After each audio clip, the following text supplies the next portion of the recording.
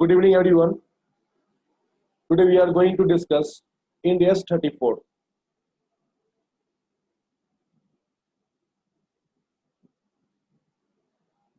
India's 34. इसका नाम क्या है सर? इसका नाम है इंटरिम फाइनेंशियल स्टेटमेंट्स। किस प्रकार से एक एंटिटी इंटरिम फाइनेंशियल स्टेटमेंट्स को बनाती है। अब सवाल ये है हमारे पास कि सर ये इंटरिम का मतलब क्या होता है। फाइनेंशियल स्टेटमेंट्स के तो मतलब आपको पता ही है, cash flow, profit and loss account, balance sheet, even the notes to accounts are the part of financial statement. But ये इंटरिम का मतलब क्या हुआ? तो इंटरिम का मतलब होता है इंटरिम पीरियड। इंटरिम पीरियड का मतलब shorter than full financial year. मतलब एक अकाउंटिंग जो आप करते हो, अकाउंटिंग आप कब करते हो? अकाउंटिंग ईयर आपका जनवरी टू दिसंबर भी हो सकता है।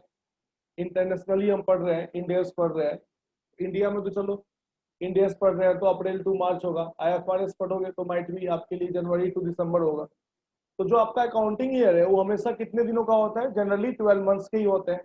बट 12 मंथ से यदि कम के जो पीरियड है, कोई 9 महीने का बना रहा है, कोई 6 महीने का बना रहा है, कोई 3 महीने का बना रहा है, तो जो ये शॉर्टर देन अकाउंटिंग पीरियड जो आप अपना स्टेटमेंट्स तैयार करते हो, that is known as the interim period.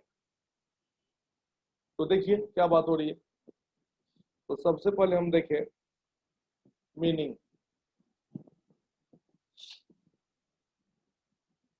And applicability of end S 34। क्या इसका मीनिंग है सर, और कैसे ये एप्लीकेबल है ये देखना आपको। तो देखिए लिखेंगे इसको हम लोग N interim period is a financial reporting period, is a financial reporting period shorter than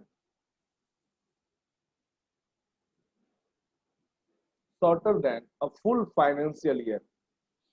a full financial year नहीं लिखना चाहिए, किताब वाले फाइनेंशियल ईयर लिखे हैं, बट मेरे हिसाब से अ फुल अकाउंटिंग ईयर होना चाहिए। A full accounting year.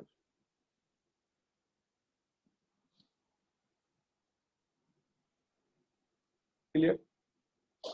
आगे चलिए, आगे कंटिन्यू रखेंगे हम।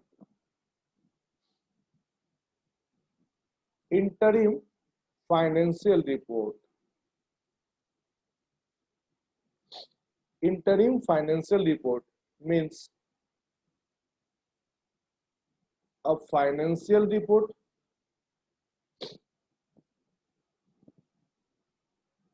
containing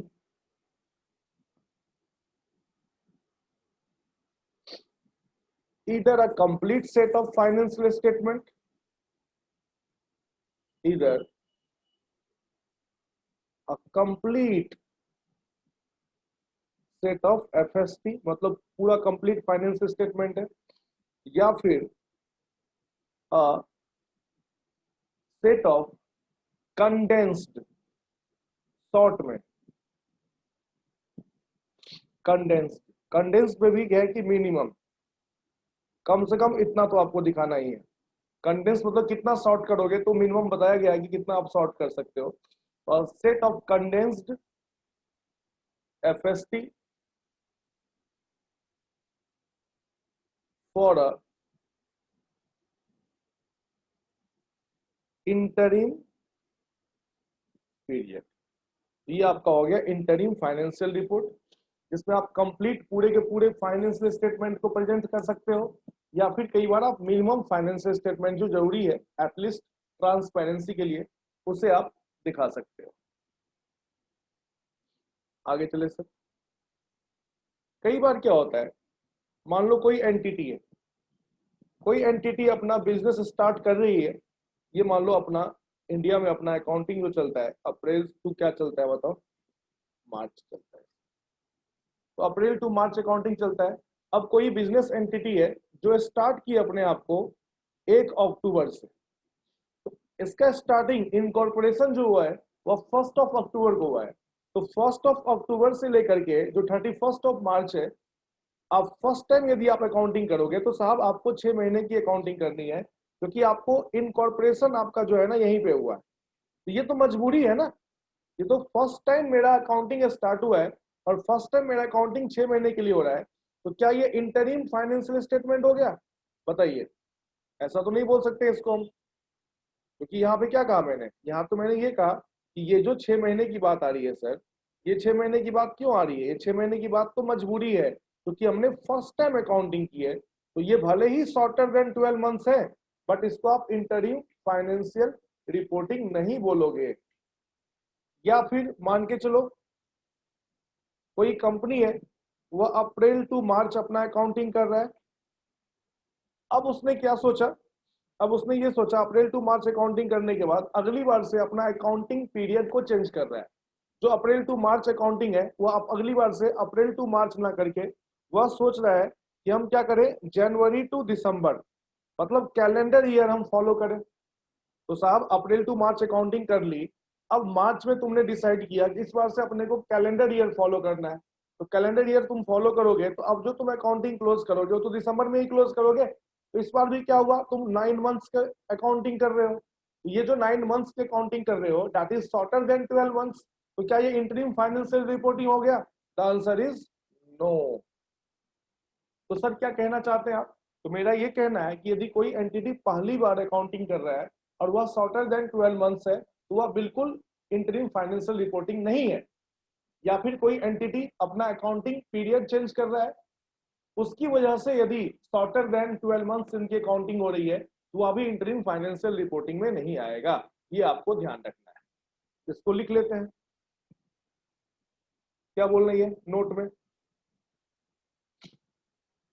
नोट में आपको ये लिखना है,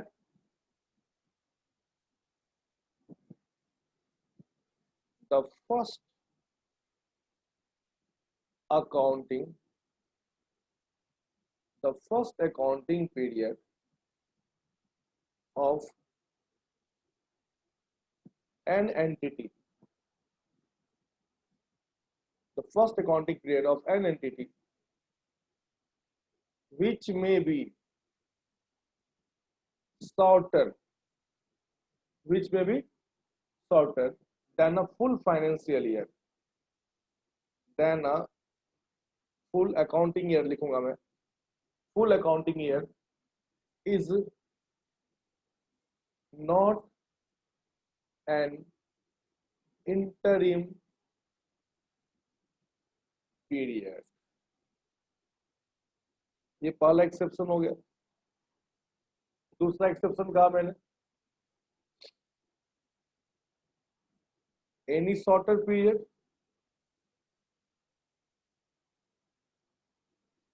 consequent to change in accounting period, to change in accounting period is not an interim period, is not an interim period। ये आपको ध्यान रखना है। आगे चलिए, अगला पॉइंट है अपना ऑब्जेक्टिव। ऑब्जेक्टिव ऑफ इंडियाज 34, जो इंडियाज 34 हम पढ़ रहे हैं, क्या ऑब्जेक्टिव है इसका? तो देखिए क्या बोला गया, यहां बोला गया आपको इंडियाज 34 में कि आप यदि फुल सेट ऑफ अकाउंटिंग दे रहे हो तो कोई दिक्कत नहीं है, पूरा का पूरा बैलेंस शीट, पूरा का पूरा प्रॉफिट एंड लॉस, पूरा का पूरा cash flow statement shorted period के लिए, या फिर इवन आप बैलेंस शीट बना के दे रहे हो, तो ये बोल रहा है आपको, इंडेक्स 34 आपको बताता है कि आपको क्या होना चाहिए, आपके पास फॉर्म, किस फॉर्म में आप बना के दोगे इंटरिम फाइनेंशियल स्टेटमेंट्स। फिर बोला गया आपको कि कंटेंट क्या होगा, कंटेंट की बात कर रहा है ये। फिर बात कर रहा है ये मिनिमम, कम से कम कितना स्टेटमेंट्स आपको बताने हैं, मिनिमम कंपोनेंट कितना आपको दिखाना है। फिर बोला गया आगे आपको मिनिमम एक्सप्लेनेटरी नोट्स, जो नोट्स पे कौन से होते हैं, मिनिमम एक्सप्लेनेटरी नोट्स, कितना आपको नोट्स बताने ही बताने। फिर कॉरेस्पॉन्डिंग पीरियड, कि पिछले साल का जो, मान के चलो अभी मैं अगस्त से लेकर के अक्टूबर तक का बना रहा हूँ 2020 का, तो साथ साथ मुझे 2019 का भी अगस्त से लेकर के अक्टूबर का दिखाना पड़ेगा। इसको बोलते हैं कॉरेस्पॉन्डिंग पीरियड। ये आपको पूरी बातें बता रहा है।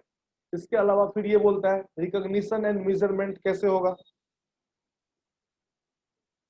रिकॉग्निशन एंड मेजरमेंट, कि आप अपने एसेट्स को, अपने लायबिलिटी को, अपने इनकम को, अपने एक्सपेंसेस को किस प्रकार से रिकॉग्नाइज करोगे। तो ये बातें आपको इंडेक्स 34 में पता चल जाएगा। यही ऑब्जेक्टिव है। चलिए आगे चलते हैं हम। नेक्स्ट पॉइंट है अपना एप्लीकेबिलिटी, एप्लीकेबिलिटी ऑफ इंडेक्स। यदि मैं बात करूं इंडिया में, तो जो इंटरिम फाइनेंशियल रिपोर्टिंग है ना, इसके लिए कोई इंडेक्स नहीं है कि ये भाई इंडेक्स बोलता है कि तुमको बनाना ही बनाना है। मतलब कोई रेगुलेटरी रिक्वायरमेंट नहीं है यहाँ पे, एक एंटिटी को बनाना ही बनाना है। कोई गाइडलाइंस नहीं है, कोई लीगल बाउंडिंग नहीं है कि आपको अपना इंटरिम फाइनेंशियल स्टेटमेंट बनाना ही बनाना है। बट तब भी कुछ ऐसे सिचुएशंस होते हैं जहां आपको अपना इंटरिम फाइनेंशियल स्टेटमेंट बनाने होते हैं। जैसे मान के चलो किसी कंपनी का मर्जर हो रहा है, या कोई कंपनी इंटरिम डिविडेंड देना चाह रही है, कोई कंपनी इनिशियल पब्लिक ऑफर करना चाह रही है, कोई कंपनी लोन लेने जा रही है। तो देयर आर सम सिचुएशंस जहां पे यदि आप इंटरिम फाइनेंशियल स्टेटमेंट्स बनाते हो तो आपके काम क्या होते हैं, आसान हो जाते हैं। As far as legal requirement की बात करूं मैं, तो कंपनी एक्ट में कहीं ये बात नहीं लिखी हुई है कि एक एंटिटी को अपना इंटरिम फाइनेंशियल स्टेटमेंट बनाना ही बनाना है। आप अपनी खुशी से बना सकते हो, आप अपने ट्रांसपेरेंसी के लिए बना सकते हो। हालांकि जो सेबी है, security exchange board of India, SEBI जो है, जो भी लिस्टेड कंपनी है, लिस्टेड कंपनी को सेबी बोलती है कि जितने भी लिस्टेड कंपनी है उनको ना क्वार्टरली, क्वार्टरली क्या करना है, रिपोर्ट तैयार करनी है। तो जो ये क्वार्टरली रिपोर्ट है ना, जो सेबी के लिए आप बनाते हो सारे के सारे लिस्टेड एंटिटी, वह इंटरिम फाइनेंशियल रिपोर्टिंग नहीं है, नहीं है वो interim financial reporting, they are just quarterly report. But हाँ, यदि उसमें आप क्वार्टरली रिपोर्ट में जो आपका एसेट्स है, जो आपकी लायबिलिटी है, जो आपका इनकम है, जो आपका एक्सपेंस है, तो इन सब का जो रिकॉग्निशन एंड मेजरमेंट है, उस रिकॉग्निशन और मेजरमेंट के लिए आप जो सहारा लोगे, जो कॉन्सेप्ट्स लोगे, हाँ, वह कॉन्सेप्ट्स आपको आईएफआर यानी इंटरिम फाइनेंशियल रिपोर्टिंग स्टैंडर्ड्स के लिए जो आपके कॉन्सेप्ट्स हैं रिकॉग्निशन एंड मेजरमेंट के लिए, उसी कॉन्सेप्ट्स पे आपको काम करना है। तो फिर से बोल रहा हूं मैं कि सेबी के लिए जो आप क्वार्टरली रिपोर्ट बना रहे हो वो तो लॉ में लिखा हुआ है, बट वह quarterly report is not a IFR. But हाँ, उस क्वार्टरली रिपोर्ट में जो रिकॉग्निशन एंड मेजरमेंट करते हैं, तो उसका कॉन्सेप्ट सेम है जो हम इंटरिम फाइनेंशियल रिपोर्टिंग बनाते टाइम करते हैं। चलिए आगे चलते हैं। नेक्स्ट पार्ट इज, बड़ा ही रेलिवेंट है ये पार्ट। नेक्स्ट पार्ट बोला है कंटेंट, कंटेंट एंड फॉर्म। यदि आप इंटरिम फाइनेंशियल रिपोर्टिंग बनाओगे तो क्या क्या आपको मिनिमम बातें लिखनी है, मिनिमम, मैक्स टू मैक्स तो इससे ज्यादा आप लिख सकते हो, मिनिमम कौन कौन सी बातें आपको लिखनी है। तो देखिए, an interim financial report should as minimum include क्या क्या इंक्लूड करेगा ये? तो बोला गया condensed statement of financial position. तो सर बैलेंस शीट की बात कर रहे हो आप कि कंडेंस्ड बैलेंस शीट इसको बनाना होगा। फिर condensed statement of comprehensive income, comprehensive income. फिर आपको बनाना है, क्या बनाना है? Condensed statement of change in equity. फिर क्या बनाना है सबको? Condensed statement of cash flow. आगे चले, फिर कंटिन्यू है। मैंने कितना पॉइंट लिखा इधर? 4 पॉइंट। 4 पॉइंट के बाद 5वां पॉइंट क्या बनाना है मुझे? 5वां पॉइंट है सेलेक्टेड एक्सप्लेनेटरी नोट्स दिखाने हैं आपको। तो इतनी बातें आपको बतानी। सर ये कंडेंस्ड का मतलब क्या हुआ? आपके मन में आ रहा होगा कि बार बार आपने लिखा है कंडेंस्ड। तो कंडेंस्ड का मतलब क्या होता है? Condensed set of financial position का आपने, कंडेंस्ड सेट ऑफ आपने कॉम्प्रिहेंसिव इनकम का आपने। तो कंडेंस्ड का मतलब होता है each of the heading and सब टोटल। जो आप हेडिंग्स जितना भी दिखा रहे हो उसका जो सब टोटल है, जो मोस्ट रिसेंट फाइनेंशियल स्टेटमेंट है उसकी बात हो रही है यहाँ पे। ग्रेट डिटेल नहीं दिखाना आपको, ज्यादा डिटेल नहीं दिखाना आपको। आप एक्स्ट्रा दिखा सकते हो, बट आपको ध्यान ये रखना है, जैसे मान लो हमारे पास कोई फिक्स्ड एसेट्स है, तो फिक्स्ड एसेट्स के बारे में मैं मैक्स टू मैक्स कितना इंफॉर्मेशन दे सकता हूँ? ओरिजिनल कॉस्ट क्या है, एक्यूमुलेटेड डेप्रिसिएशन क्या है, उसके बाद फिर कौन कौन सा एसेट्स का इंपेयरमेंट हुआ है, फिर कौन कौन सा एसेट्स ऐसा है जो मैंने कैश में खरीदा, कौन कौन सा एसेट्स इसका ऐसा है जिसका मैंने अदर देन कैश में खरीदा, फिर कौन कौन सा ऐसा एसेट्स है जो non current assets held for sale है। तो ये पूरी बातें जो बोल रहा हूँ ना मैं, this is the detail set. तो डिटेल सेट नहीं दिखाना आपको, जस्ट आपको फिक्स्ड एसेट्स दिखा दो कि मेरे पास कितना फिक्स्ड एसेट्स है, दैट इज द कंडेंस्ड। तो कंडेंस्ड का मतलब आप समझ गए। चलिए next concept, explanatory.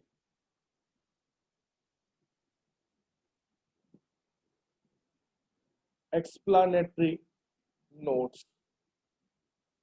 Explanatory notes में हम क्या क्या दिखाएं?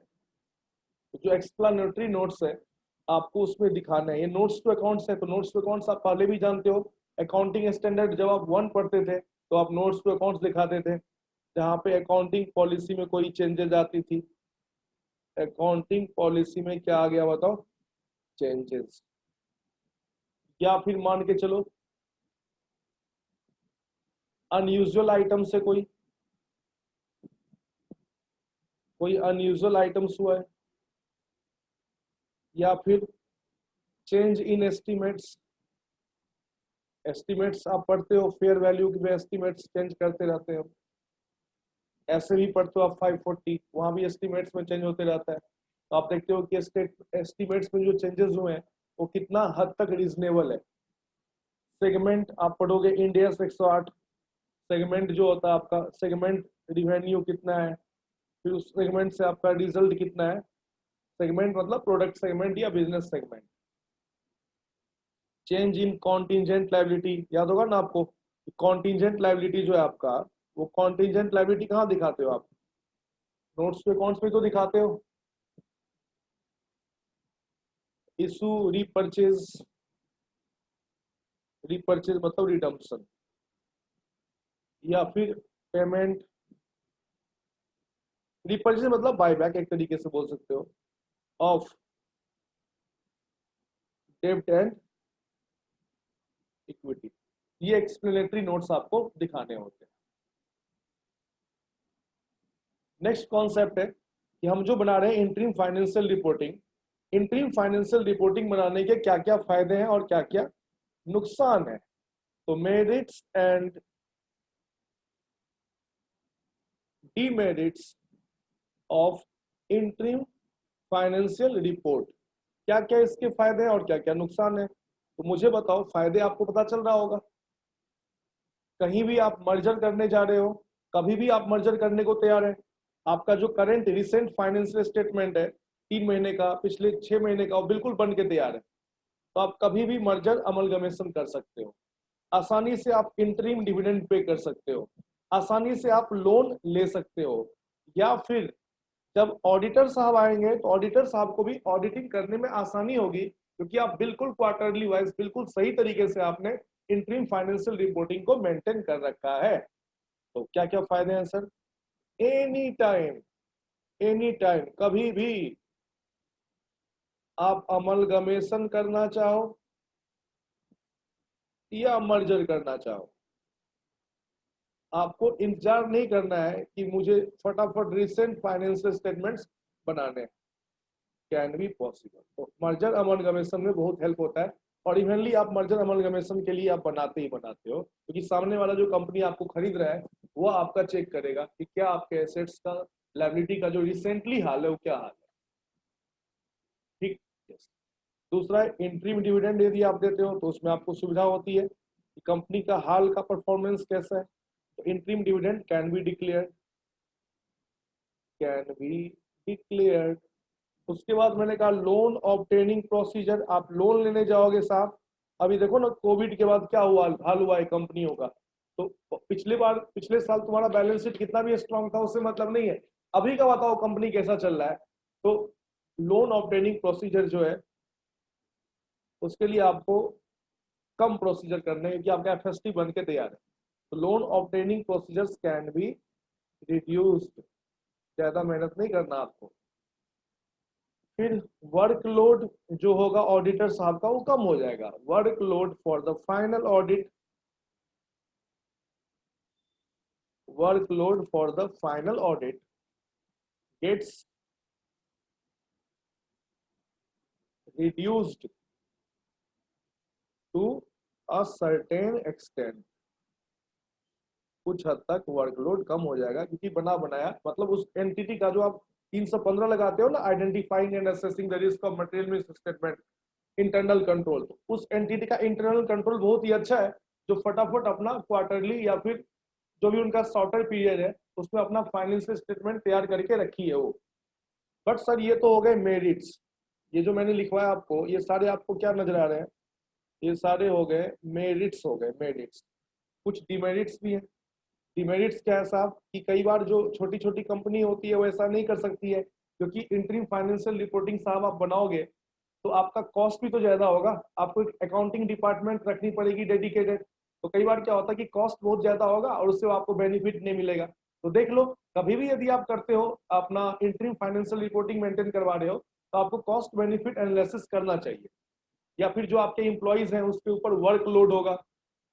कई बार कुछ ऐसे एक्सपेंसेस होते हैं जो डिफिकल्ट होते हैं पता लगाने, फिर आपके लिए स्टॉक टेकिंग हमेशा करना पड़ेगा। अभी आपने देखा ना, आपको बैलेंस शीट बनानी है, तो बैलेंस शीट बनाने के लिए जो स्टॉक है, कई कंपनी पीरियोडिकली काम करते हैं तो ठीक है, बट कई कंपनी परपेचुअली काम करते हैं, इन्वेंट्री टेकिंग। तो इन्वेंट्री के टाइम पे आपको प्रॉब्लम हो सकती है कि कितना इन्वेंट्री दिखाया जाए। कई बार एलोकेशन ऑफ एक्सपेंसेस होगा, जैसे रेंट है तो रेंट का एलोकेशन बड़ा अच्छा हो जाएगा, बट मान लो कोई बैड डेब्ट्स आ गया, अब बैड डेब्ट्स को तुम कैसे एलोकेट करोगे? So there are some problem which is being encountered while following Ind AS 25। तो सर बताइए हमें कौन कौन से प्रॉब्लम है? Problem encountered while following Ind AS 25। क्या क्या प्रॉब्लम है सर बताइए। तो सबसे पहले too much workload. Too much workload किसके ऊपर? On employ. Throughout the year उनके पास वर्कलोड बहुत ज्यादा हो।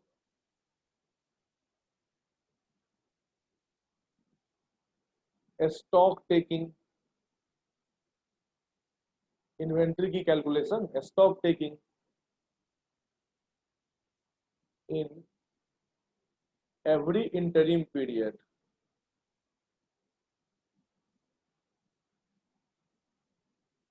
may be very time consuming,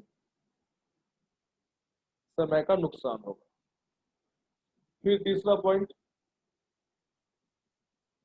some expenses, मान लो एडवर्टीजमेंट करवा दिया आपने, लाइक एडवर्टीजमेंट इनकर्ड। अब इनकर्ड हुआ कब?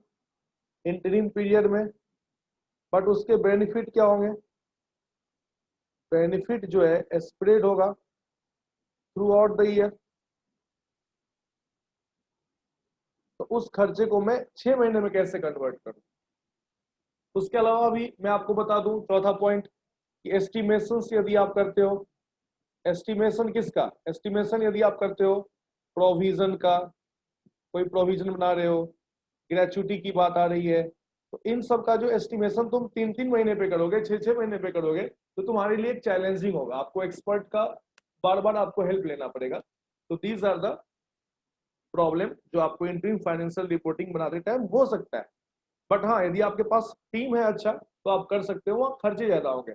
हमेशा मैं आप अपने क्लाइंट को बोलो कि यदि तुम बना सकते हो इंटरिम फाइनेंशियल रिपोर्टिंग तो बनाओ, बट कॉस्ट बेनिफिट एनालाइज कर लेना कितना तुमको बेनिफिट होने वाला है। मान लो मर्जर है, अमलगमेशन करवाने वाले हो, तब तो बनाना ही पड़ेगा। लोन लेने वाले हो, बनाना पड़ेगा। इंटरिम डिविडेंड देना चाह रहे हो, बनाना पड़ेगा। असेसमेंट के लिए ये सब काम करते ही नहीं हो तो ठीक है, कोई बात नहीं, जरूरी नहीं है, और रेगुलेटरी रिक्वायरमेंट भी नहीं है आपको बनाने के लिए, ठीक ना। हाँ, सेबी की जहां तक बात है, तो सेबी आपको जो बनाने के लिए बोलता है वो क्वार्टरली रिपोर्ट होता है, वह इंटरिम फाइनेंशियल रिपोर्टिंग नहीं होता, थोड़ा हल्का सा हटके होता है, कुछ कॉन्सेप्ट्स मिलते जुलते हैं, like the recognition and measurement of income and expenditure and assets and liabilities. अब जो आप दिखाओगे, नेक्स्ट कॉन्सेप्ट है कि हमें जो इंटरिम फाइनेंशियल रिपोर्टिंग करनी है, जो इंटरिम फाइनेंशियल स्टेटमेंट्स दिखाने हैं, उसका व्यू कैसा। तो उसका जो व्यू होगा, उसके लिए बोला गया आपको integral and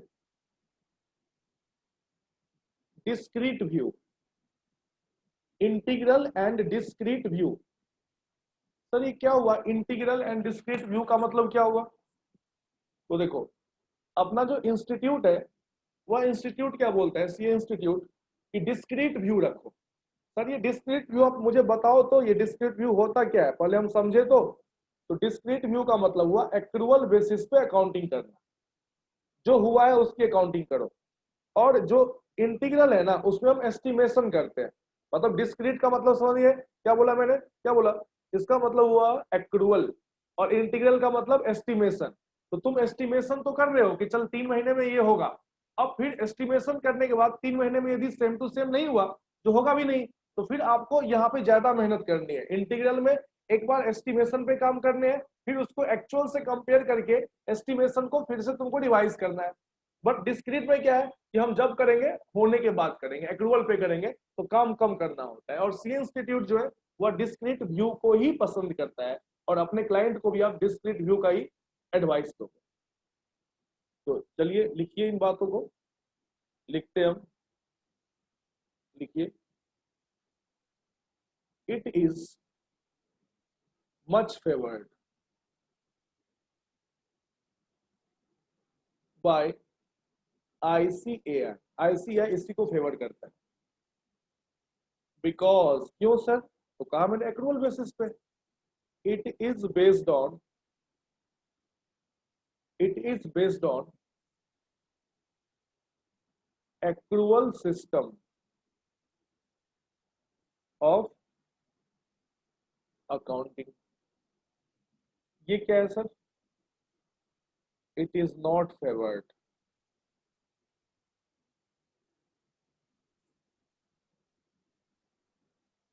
by ICAI।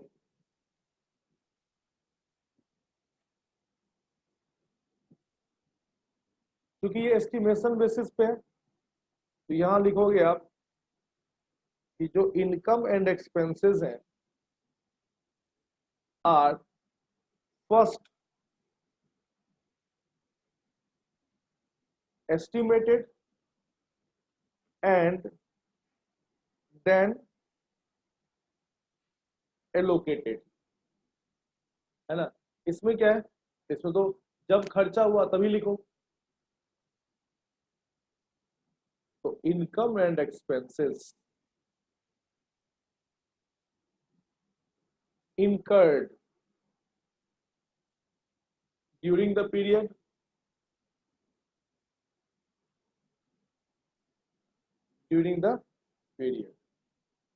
are recognized.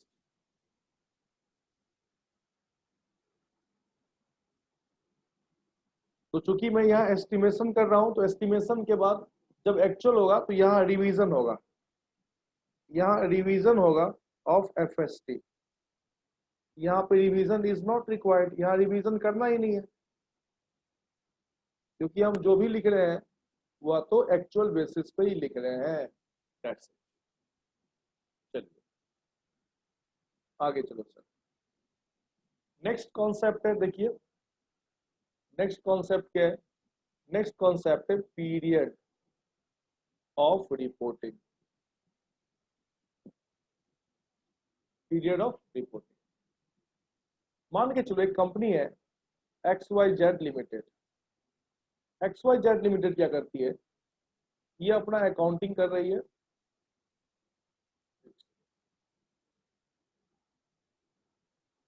ये इसके अकाउंटिंग 1 अप्रैल टू 31 मार्च, ये अपना अकाउंटिंग कर रही है कंपनी। 1 अप्रैल टू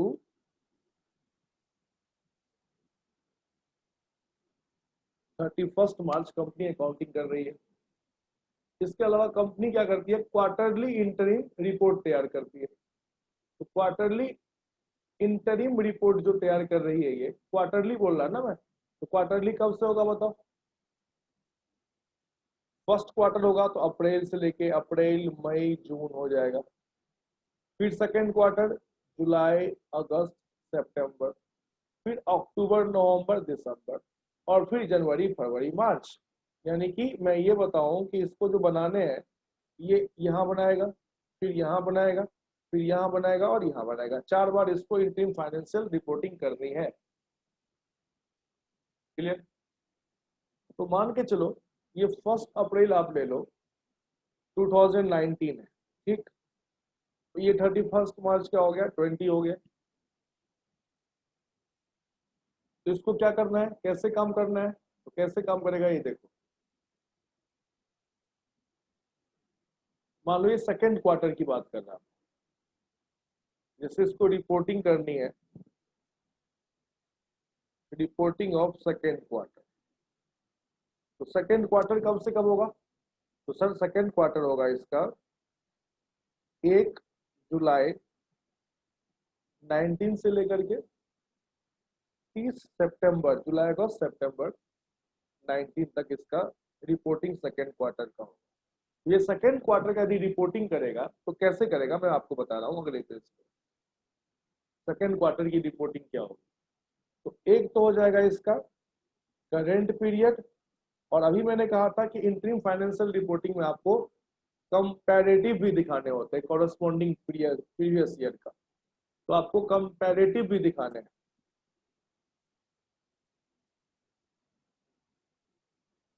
तो कंपैरेटिव कैसे दिखाएंगे सर, तो मान के चलो पहले आप प्रॉफिट एंड लॉस अकाउंट की बात करो, तो P&L अकाउंट बनाओगे आप, पहली बार बनाओगे, जो फर्स्ट क्वार्टर का बना होगा और 3 महीने का बना होगा, तो 3 महीने का जो बना होगा, या सेकेंड क्वार्टर का आप बना रहे हो तो सेकेंड क्वार्टर का आप दिखाओगे। अभी मैं सेकेंड क्वार्टर की बात कर रहा था, तो सेकेंड क्वार्टर का बनाओगे आप 3 महीने का, तो 1/7/19 से लेकर के कब तक दिखाने हैं आपको, 30/9/19 तक दिखाने हैं, 3 महीने का सेकेंड क्वार्टर का। और फिर आपको 6 मंथ के क्यूमुलेटिव भी दिखाने हैं, 6 महीने का आपको क्यूमुलेटिव भी दिखाना है।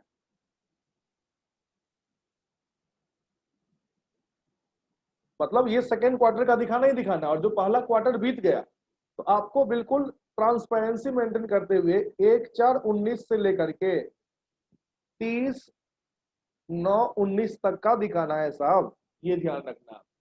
और कंपैरेटिव में चले जाओ तो ये 19 है तो कॉरस्पॉन्डिंग प्रीवियस ईयर ये आ जाएगा 1/7/18 से लेकर के 30/9/18 और फिर चलो 1/4/18 से क्यूमुलेटिव इसको 30/9/18 तक दिखाना होगा।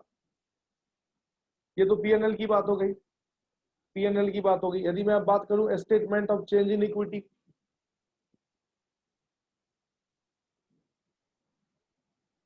Statement of change in equity हो गया, तो statement of change of equity को आप दिखाओगे, जब भी दिखाओगे तो उससे 6 महीने का ही दिखाओगे। फिर कैश फ्लो स्टेटमेंट बनाओगे आप, तो इससे भी आप 6 महीने का ही दिखाओगे। मतलब ये कि अगली बार से मैं थर्ड क्वार्टर की बात करूंगा तो थर्ड क्वार्टर का जो पीएनएल बनेगा वो 3 महीने का बनेगा, क्यूमुलेटिव बनेगा 9 महीने का, और statement of change in equity third quarter में जो बनाऊंगा मैं वह बनेगा 9 मंथ का, और कैश फ्लो जो बनेगा वो बनेगा 9 मंथ। ये आपको ध्यान रखना है, और यहाँ जस्ट आप पिछले साल का कर दो। चलिए आगे चलते हैं। नेक्स्ट कॉन्सेप्ट है recognition and measurement. Recognition and measurement ये बड़ा रेलेवेंट है और इस पे सवाल एग्जाम में आते हैं। ठीक है, तो इसको ध्यान से आपको देखना है, हालांकि सवाल किसी भी आ सकता है। अब आप फाइनल में हो तो आप कॉन्सेप्चुअली बातों को समझो। रिकॉग्निशन एंड मेजरमेंट की बात आएगी तो मान लो बात आ रही है एसेट्स एंड लायबिलिटी। तो एसेट्स एंड लायबिलिटी को आप कैसे रिकॉग्नाइज करोगे बताओ? तो आपको पता है ना, एसेट्स के लिए आप वही एसेट्स आर रिसोर्सेज है ना, जिससे अपने को फ्यूचर इकोनॉमिक बेनिफिट मिलने वाला है। तो कोई ऐसा खर्चा किया मैंने किसी एक पर्टिकुलर पीरियड में जिससे अपने को फ्यूचर इकोनॉमिक बेनिफिट मिलने वाला है, तो उसको एसेट्स मान लेंगे। वैसे लायबिलिटी की बात आएगी तो उस पीरियड में यदि प्रेजेंट ऑब्लिगेशन है as a result of past event, तो उससे हम क्या कर लेंगे बताओ? उससे हम लायबिलिटी मान लेंगे। और मान के चलो कोई ऐसा खर्चा किया जिससे एसेट्स रिकॉग्निशन क्राइटेरिया नहीं हो रहा है, तो फिर उस खर्चा को आप एसेट्स नहीं मान सकते, बिल्कुल पुरानी बात है। मतलब सर, मतलब ये हुआ, मान लो अपना सेकेंड क्वार्टर का काम चल रहा है। सेकेंड क्वार्टर का काम कब से चलता है? तो 1 जुलाई से, अभी कहा मैंने 1 जुलाई से लेकर के बना रहा मैं 30 सितंबर तक। तो बीच में कोई ऐसा खर्चा किया मैंने बिल्डिंग के ऊपर, तो इसे एसेट्स मान लेंगे। इस एसेट्स को मैं इसी पीरियड में एसेट्स मान लूंगा, कोई दिक्कत नहीं। मान लो कोई यहाँ पे लायबिलिटी आ गई, लायबिलिटी यहाँ पे क्यों आई? As a result of past event, तो उसे यहाँ लायबिलिटी मान लेंगे। प्रोविजंस, प्रोविजंस जो आप बनाते हो, याद होगा आपको प्रोविजन एंड कंटिजेंसीज, जो आपने इंडियस पढ़ रखा है। इंडियस कौन सा? 37 प्रोविजन एंड कंटिजेंसी। वहां भी बोला गया था आपको कि प्रोविजन कब बुक करते हो आप? प्रोविजन आप तब बुक करते हो जब आपके पास लायबिलिटी तो है, बट उस लायबिलिटी के अमाउंट को आप सब्सटेंशियली डिसाइड नहीं कर सकते, उसको आप प्रोविजन मानते हो, तो उसको वैसे ही आप रिकॉग्नाइज करो। फिर आपके पास मान लो पेंशन है, ग्रेचुटी है, लीव है, ये सब चीजें हो रही है। पेंशन, ग्रेचुटी, लीव, इसको कैसे रिकॉग्नाइज करेंगे हम बताओ? इसको आपने पढ़ रखा है, एम्प्लॉय बेनिफिट है सारे के सारे, तो एम्प्लॉय बेनिफिट के तहत आप इसको एलोकेट कर सकते हैं। एक्चुअलीज जो आपको इन्फॉर्मेशन देता है, एक्चुअली के इन्फॉर्मेशन के बेसिस पे आप काम कर सकते हैं। फिर मान लो कोई इन्वेंट्री है, तो इन्वेंट्री के लिए मैंने आपको बोल दिया कि पीरियोडिकली आपको काम करना है। तो मतलब ये समझो कि जो आप 12 महीने की अकाउंटिंग करते हो ना, 12 महीने की अकाउंटिंग करने के लिए जो आप रूल्स रेगुलेशंस लगाते हो, वही सेम रूल्स एंड रेगुलेशन आपको इंटरिम फाइनेंशियल स्टेटमेंट बनाते टाइम भी लगाने हैं। कोई अलग से आपको रूल नहीं लगाने। जैसे बैड डेब्ट्स है, अब बैड डेब्ट्स जब होगा ना तभी आप बैड डेब्ट्स रिकॉग्नाइज करोगे। मान लो इस पीरियड में जुलाई से 30 सितंबर के बीच कोई कस्टमर इंस्टॉलमेंट हो गया और बैड डेब्ट्स हो गया, तो बैड डेब्ट्स को तुरंत के तुरंत रिकॉग्नाइज करना है। इसको आप ऐसा नहीं है कि तुम इसको पूरे साल बांटोगे बैड डेब्ट्स को। अब मान लो रेंट है, तो रेंट को तुम क्या मानोगे, 3 महीने का रेंट निकाल सकते हो। डेप्रिसिएशन है, 3 महीने का डेप्रिसिएशन निकाल सकते हो। तो जो खर्चा तुम एलोकेट पहले भी करते थे, अभी भी एलोकेट करोगे। बट कोई ऐसा खर्चा है जो एलोकेट नहीं किया जा सकता है, जैसे बैड डेब्ट्स हो गया आपका, डिविडेंड पे कर रहे हो आप, तो फिर आप उसको उसी पीरियड में आप दिखाओगे। इनकम टैक्स है, तो इनकम टैक्स तो पूरे साल के इनकम पे देते हो, तो इनकम टैक्स को फिर आप पूरे साल के इनकम के बेसिस पे एलोकेट कर सकते हो, कोई दिक्कत नहीं है। तो इनकम टैक्स का जब भी आप रिकॉग्निशन करना, तो उसे आप एवरेज एनुअल बेसिस पे ही करना, कि आपका एवरेज एनुअल रेट क्या है, उसी बेसिस पे आपको लगाना। इसके कुछ सम है, उस सम को आप कर लीजिएगा टेस्ट योर नॉलेज के, जो मैं भेज देता हूँ पीडीएफ। इसके साथ ही अपना क्या हुआ बताओ, इंडिया स्टडी 4 समाप्त हो गया। सर इसमें क्या क्या पढ़ा हमने, एक बार शॉर्ट रिवीजन करते हैं। कुछ नहीं था इसमें। अब देखो, अब जो कहना है वो आसान है। सबसे पहले हम आपसे बात करें इंटरिम फाइनेंशियल रिपोर्टिंग होता क्या है।